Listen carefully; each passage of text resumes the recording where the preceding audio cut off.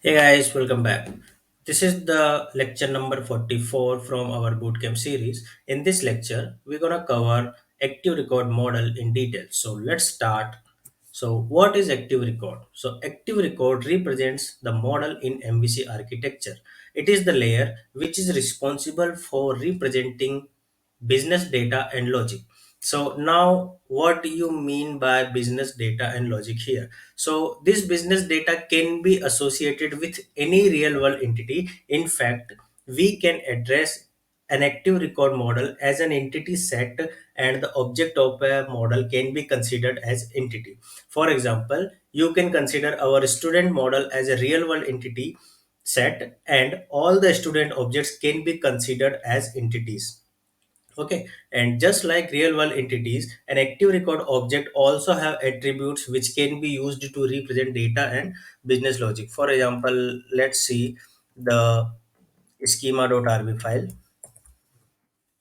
Sorry.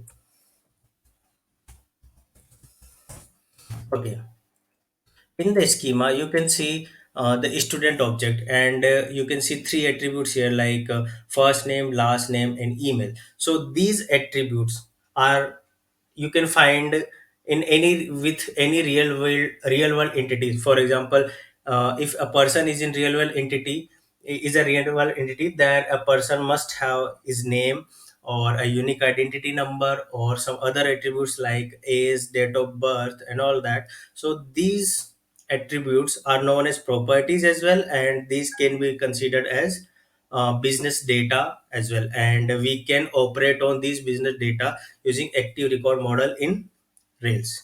Okay, now let's come to our topic first again. And it allows you to create and use business objects whose data require persistent storage to a database. You can store these active record objects into the database. Okay, and then you can perform CRUD operations on that. Like for creating, you can perform create operation, and for reading, you can perform read operation, and just like this, you can also perform update and delete operations as well.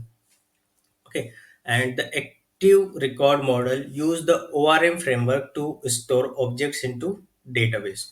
So now we need to understand that what is ORM. So ORM is an object relation mapping framework. Okay, and ORM is a technique that connects the rich objects of an application to the table in a relational database management system. And using ORM, the properties and relationship of the object in an application can be easily stored and retrieved from database without writing SQL statement directly, and with less overall database access code.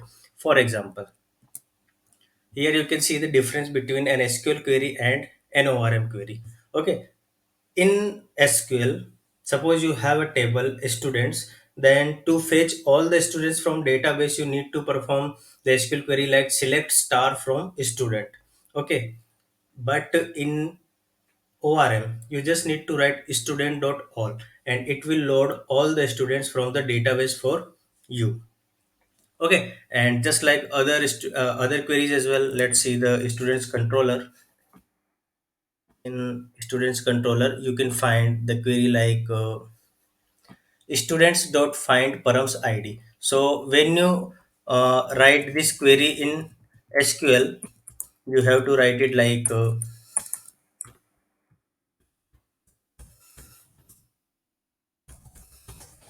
select star from students where id is equal to params id. So this will be the query in SQL, okay, that you have to write, or maybe it has some syntactical error, but this is something like you have to write in SQL for fetching a single student with a specific ID. But this is the ORM query that you have to write. So ORM queries are also simple to write, okay, and they perform the same operation that you done with the SQL query, okay, and that is the difference between an SQL and ORM query. Now we have already looked at this part in previous lecture where we created a student model, and we also saw that a model is always represented by a singular name and its table is represented by a plural name. For example, here you can see, open the student model. In a student model you can see that class student, okay, this is in singular, and in schema you can see the table name of student model is in plural, okay. And you can see the same thing with course model as well. The course model is in plural name, and in schema you can see the course table name is in plural, okay. Sorry, the course model name is in singular and course table name is in plural. So this is the naming convention of active record models. So what is the convention is, model must be in singular and its table must be in plural, okay. Now whenever you generate a model you will also get a migration generated for it as well. For example, here you can see we have two models in our application, that is course and that is, and other one is student. Now if you can see in your db migrate directory that there are two migrations. First one is for creating students and another one is for create courses, okay. So what it is, that whenever we generate a model we will get a migration for creating a table for that model, okay. So we, when we generated a student model we got a migration for creating a student table into the schema, and when we generated our course resource using scaffold even, then we also get a migration for creating the courses table into the schema, okay. And now with active record model you can also perform CRUD operation as well, okay. So let's see how we can perform that.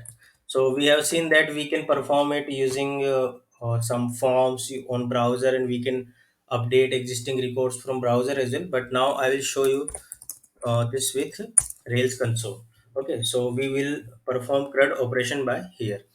So let's see, we will create a student from here. Student equal to student dot first, okay. This is for, okay, let me find if we have a student or not.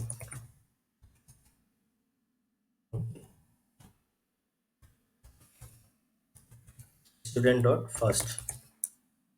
Here you can see I have performed a operation that is for getting first student from the all the collection of students. So you can see here I have first student, and what the query I have written here is the select star from students order by student dot id and limit one, okay.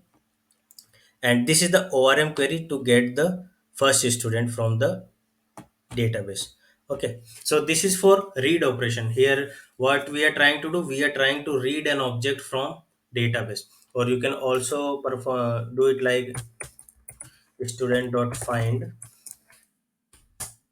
okay. We do not have any record with id 1, let's try with student dot find 7, okay. So now here you can see we have performed the student find query here, okay. This is the ORM query, okay, and this is the query for read operation, and it has run the select star from student where student dot id equal to 7 in the background. This is the SQL query which run in the background, and this is for the read operation.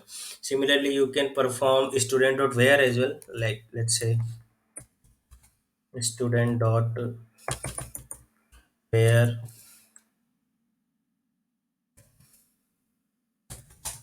id is greater or equal than, let's say 10, okay. So it has give you a collection of records, okay. This is also a read operation, and it will return you all the students which id is greater than 10, okay. Now let's try to perform a create operation.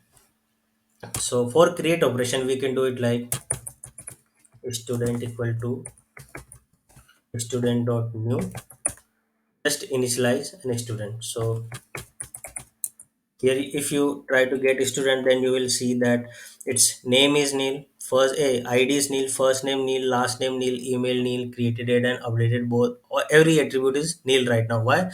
Because we have just instantiated the object, and just like we do for the ruby classes, okay, or for the normal Ruby class objects. Now we can provide attribute values here. Let's say student dot first name,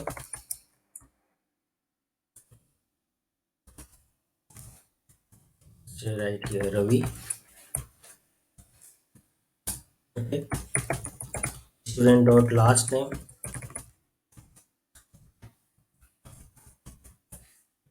Bishop, and student dot email, and let's provide some value to this,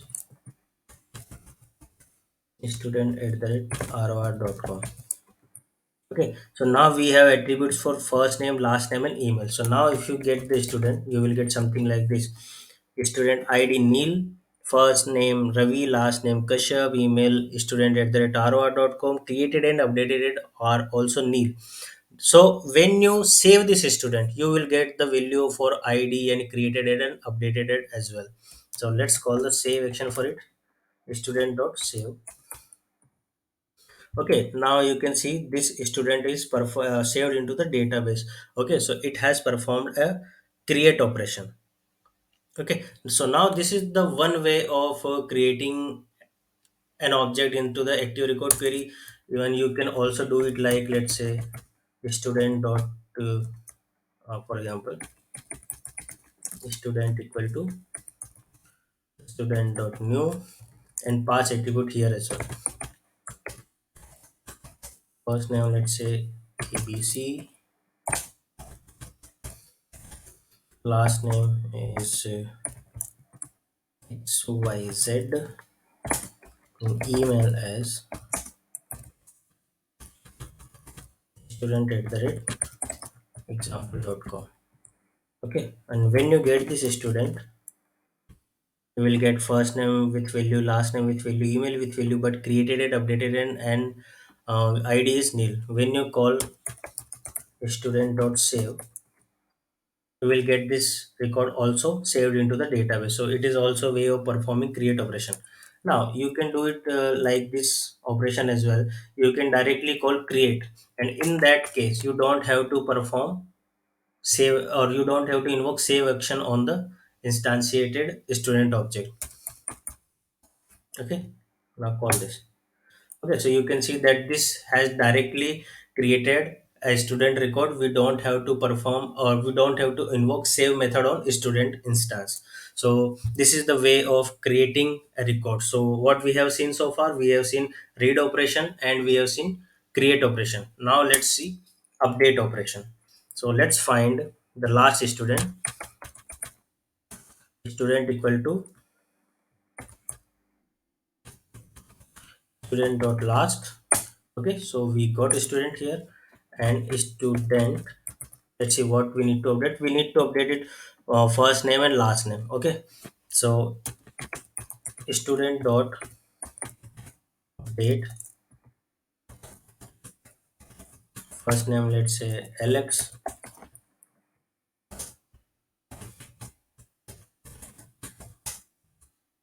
last name, let's say Gil. Okay, so we have performed update operation here. Okay, and you can update record like this: the student dot first fetch the student from the database, then update it by whatever the value you want to update for whatever attribute it is. Okay, so you can perform update operation like this. And now just like all this create, read, and update operation, you can also perform delete operation as well. So let's say if we want to delete the last student, so just find the student first. Okay, and you can do it like student dot destroy. Okay, so this student has been deleted, and you can also do it like by invoking delete as well. So let's start this again, and here you can see a student. Now you can invoke student dot delete. Okay, so you can see that this student is also deleted from the database. There is a difference between delete and destroy methods, but you can see it in one of my another video. which I have published a few months back, and I will also show you that in upcoming lectures as well, that what is the difference between delete and destroy. But for now, you must keep these four operations in mind, like create, read, update, and delete, that we have performed here. So you can do this with active record models. Okay, now active record models also supports validation and callbacks. Okay, so let's see by an example. Open your student.rb student model, and there you will see that we have write few basic validations there, like first name, last name, email, presence, true. Okay, now active record supports validation. It means it will check for the validation before saving the records into the database. So for example, if you instantiate an empty student object, student.new, now if you call student.save, you will get an error. Why? Because this student is not valid. And if you want to check the errors with it, student.valid, okay, student is not valid. Okay, and if you want to check errors associated with this, so student.errors, and you can see the errors like this. Okay, like error for first name, error for last name, and error for email. Okay, and then now let's try to see errors dot messages. Sorry,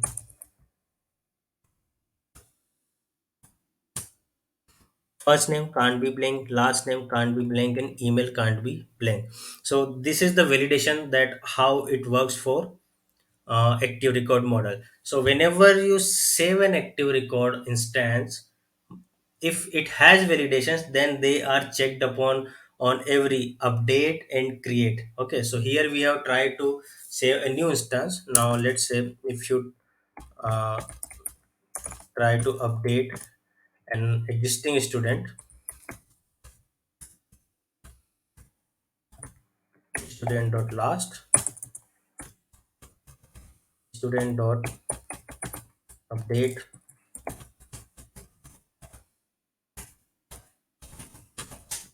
let's say private nil.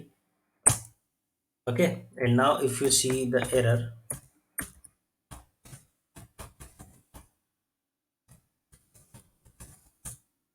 first name can't be blank, it means you cannot provide a nil value or a blank value to the first name, even when you are trying to update an existing record. So it is clear that validations are checked on both whenever you try to create a new instance and whenever you try to save update an existing instance.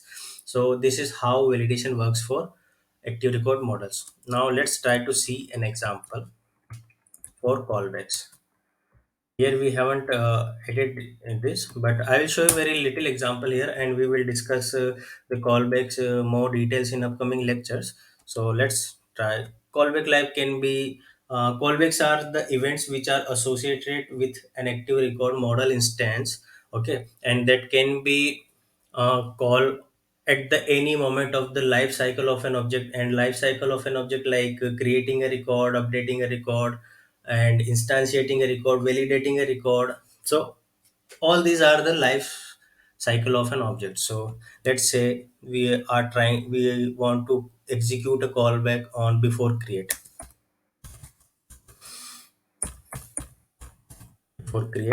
and let's say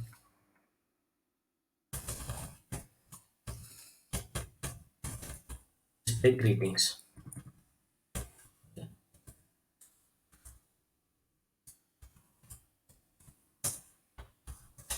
F,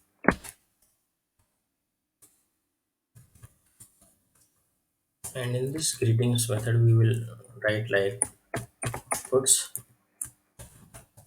hello, you executed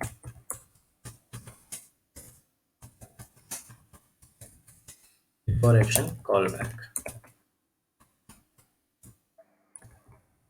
Okay, so now whenever we try to create student object, this callback will get executed. So now for let's try to do that.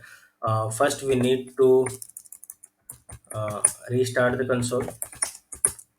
Sorry, you could be able to do that via reloading it only, but I just restarted. So you can do either restart or reload, because we made changes into the model. So we either need to reload the console or restart the console to get the effect of that updated model file.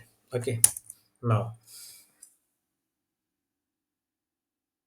let's try to create a new record. Okay, that we have run this query previously as well. Now try to run this. Whenever you submit the record, here you can see that before the transaction begins for creating this student, you can see the output of the callback. Hello, you executed before action callback. It means uh, that we associated that callback with the before create stage of the life cycle of this object. And whenever and when we try to create the student, the callback get executed before the transaction begins. Similarly, you can perform callbacks on after create, after save, after update, after commit, and anything. But this is very basic info about the callbacks, and we will of course look at the callbacks and models into more details in upcoming lectures. But for now, I think it's enough for knowing what are validations and callbacks for active record models. Okay, and ActiveRecord also support migrations which are used for managing the database schema over the time. Here, I'm not discussing the migration here in detail because we have already discussed it in one of our previous lecture, and we will also discuss this in other coming lectures as well. So for now, that's all about the active record. And in the next lecture, we will discuss about the Rails migration. Okay, but before moving to that, suppose what is it right now? It is the questions time. So these are the five questions that you can get from this lecture. That what is active record, what is ORM framework, and what do you mean by business data in terms of model, and what is active record, what is the active record is responsible for MVC architecture, and what do you mean by naming convention for active record model. So these are very simple questions, but you must know the answer of these questions to show your better knowledge with the Rails migrations, a Rails active record model. So that's all from this lecture. Thanks for watching this, and let's meet into the next lecture. Till then, tata, goodbye, take care, and stay safe.